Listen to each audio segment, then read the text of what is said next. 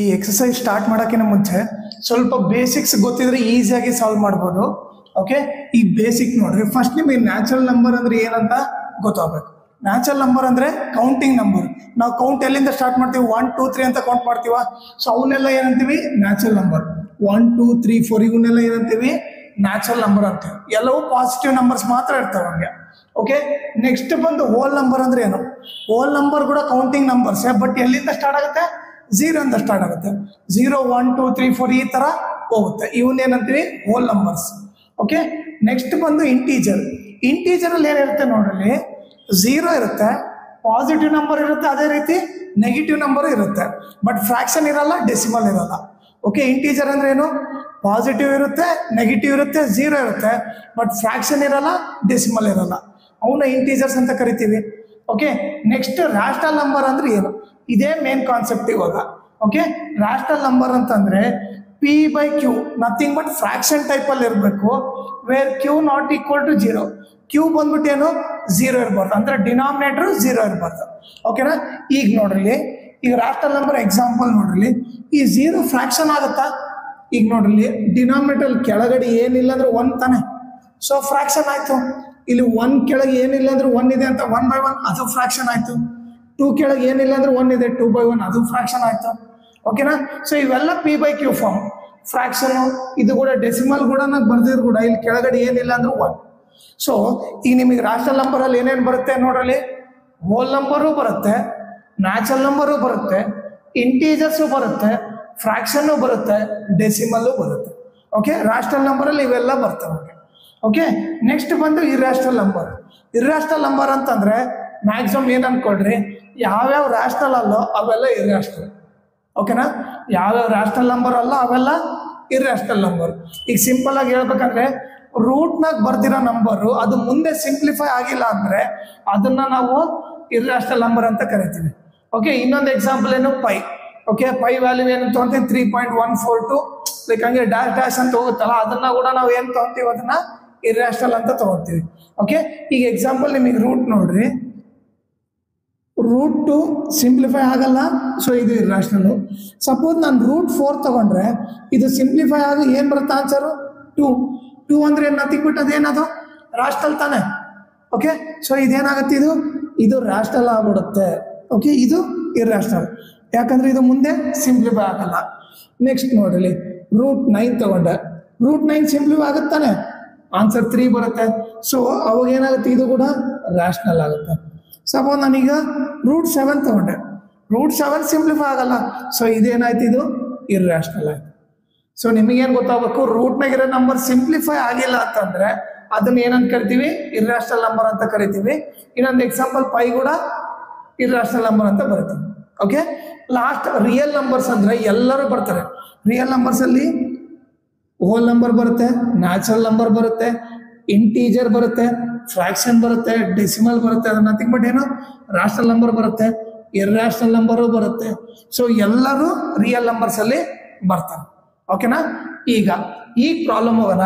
Number system exercise 1.1 question 1. Okay, ಇಲ್ಲಿ ಕೊಟ್ರೆ ನೋಡ್ರಿ, ಈ 0 rational number.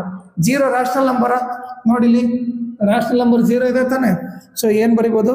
S 0 is a rational number ಅಂತ ಬರೀತೀವಿ. ನೆಕ್ಸ್ಟ್ ಏನ್ ಕೇಳ್ತಾರೆ? Can you write it in the form P/Q? ಬರಿಬೋದು ತಾನೆ. P/Q ಅಂದ್ರೆ ಫ್ರಾಕ್ಷನ್ ಅಲ್ಲಿ ಬರಿಬೋದಾ? ಎಸ್ 0 ಕ್ಯಾನ್ ಬಿ ರಿಟರ್ನ್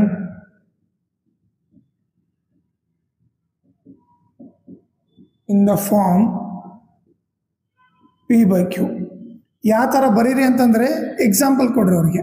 0 ಇಲ್ಲಿ ಕೆಳಗಡೆ ಏನಿಲ್ಲ ಅಂದ್ರೆ 1, ಇದು ಫ್ರಾಕ್ಷನ್ ತಾನೆ. P/Q ಫಾರ್ಮ್ ಅಲ್ಲಿ ಬರ್ದ್ವಿ. ಇಲ್ಲ ನಾನು 0/10 ಬರೆದ್ರು ಕೂಡ ಆನ್ಸರ್ 0ನ ಬರುತ್ತೆ. 0/ಎನಿಥಿಂಗ್ ಇಸ್ 0. ಅದೇ ರೀತಿ ಇನ್ನೊಂದು ಎಕ್ಸಾಂಪಲ್ ಅಂದ್ರೆ 0/99 ಬರೆದ್ರು 0/99 ಕೂಡ ಆನ್ಸರ್ 0. ಸೊ 0ನ ನಾನು P/Q ಫಾರ್ಮ್ ಅಲ್ಲಿ ಬರೀಬಹುದು. ಎಕ್ಸಾಂಪಲ್ ಕೇಳಿದ್ರೆ ಈ ತರ ಬರೀರಿ. Exercise 1.1 second question. ಓಕೆ, ಇಲ್ಲಿ ಏನು ಕೇಳಿದ ನೋಡ್ರಿ, find 6 rational number between 3 and 4. So 3 ಮತ್ತು 4 ಮಧ್ಯ ಇವರಿಬ್ಬರ ಮಧ್ಯ 6 ರ್ಯಾಷನಲ್ ನಂಬರ್ ಬರೀ ಅಂತ ಹೇಳಿದ್ದಾನೆ. ಈಗ ಇಲ್ಲಿ ಏನು ಇಲ್ಲ ಅಂದ್ರೆ ಏನು? 1. ಇಲ್ಲಿ ಏನು ಇಲ್ಲ ಅಂದರೆ ಡಿನಾಮಿನೇಟ್ರಲ್ಲಿ 1. ಓಕೆ, ಈಗ ನಮ್ಗೆ ಎಷ್ಟು ರ್ಯಾಷನಲ್ ನಂಬರ್ ಕೇಳಿದಾನೆ? 6 ರ್ಯಾಷನಲ್ ನಂಬರ್ ಬೇಕಂದ್ರೆ ನೀವೇನು ಮಾಡಿರಿ, ಆ 6ಗೆ 1 ಆ್ಯಡ್ ಮಾಡಿರಿ. 6 + 1 ಏನು? 7. ಓಕೆ, ಅದನ್ನು ನೀವು ಇಂಟು 7 ಡಿವೈಡ್ ಬೈ 7 ಮಾಡಿ. ಓಕೆ, ಈಗ ನೋಡಿರಿ 3 7s are 21, 1 7s are 7.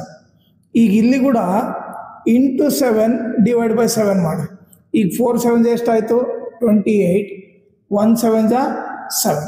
Okay, ಈಗ ಇವರಿಬ್ಬರ ಮಧ್ಯ ನಂಬರ್ಸ್ನ ಬರೆಯೋಣ. ಈಗ 21/7 ಆದಮೇಲೆ ಏನು ಬರುತ್ತೆ? 22/7, ಆಮೇಲೆ 23/7, ಆಮೇಲೆ 24/7, ಆಮೇಲೆ 25/7, ಆಮೇಲೆ 26/7, 1 2 3 4 5. ಸೊ ಇನ್ನೊಂದು ಬರೆದ್ಬಿಟ್ರೆ, ಸೊ 6 ರ್ಯಾಷನಲ್ ನಂಬರ್ ಯಾವುದು? Or 6 rational numbers between, so ಯಾವುದು? 3 and 4. ಓಕೆನಾ? ಸೊ ಈ ಕ್ವಶನ್ ಇಲ್ಲಿಗೆ ಮುಗೀತು. ಈಗ ಥರ್ಡ್ ಕ್ವಶನ್ ನೋಡೋಣ. ಥರ್ಡ್ ಕ್ವಶನ್ ಏನು ಕೊಟ್ಟಿದ್ದಾನೆ? Find 5 rational number between 3/5 and 4/5. ಓಕೆನಾ? ಈಗ ನಮಗೆ ಇಲ್ಲಿ 2 ರ್ಯಾಷನಲ್ ನಂಬರ್ ಕೊಟ್ಟಿದ್ದಾನೆ. ಒಂದೇನು 3/5, ಇನ್ನೊಂದು ಬಂದ್ಬಿಟ್ಟು 4/5. ಇಲ್ಲಿ ಡಿನಾಮಿನೇಟರ್ ಸೇಮ್ ಇದೆ ತಾನೆ? ಡಿನಾಮಿನೇಟರ್ ಸೇಮ್ ಇದ್ದಾಗ ಏನಂದ್ರೆ ಎಷ್ಟು ರ್ಯಾಷನಲ್ ನಂಬರ್ ಬೇಕಂತೆ? 5 ರ್ಯಾಷನಲ್ ನಂಬರ್ ಬೇಕು. 5 ರ್ಯಾಷನಲ್ ನಂಬರ್ ಬೇಕಂದ್ರೆ ಅದಕ್ಕೊಂದು ಆ್ಯಡ್ ಮಾಡ್ತೀವಿ. 5 + 1 ಏನು? 6. ಅವಾಗೇನು? ಇದಕ್ಕೆ ಕೂಡ ಇಂಟು 6/6 ಮಾಡ್ತೀವಿ, ಇದಕ್ಕೆ ಕೂಡ ಇಂಟು 6/6 ಮಾಡ್ತೀವಿ. ಈಗ ಹೇಳ್ರಿ 3 6 ಎಷ್ಟು? 18, 5 6 30. ಇಲ್ಲಿ ನೋಡ್ರಿ 4 6 24, 5 6 30. ಓಕೆ, ಈಗ ಇವರಿಬ್ಬರ ಮಧ್ಯ ನಂಬರ್ ಬರೋಣ. 18/30 ಆದ್ಮೇಲೆ ಏನು ಬರುತ್ತೆ?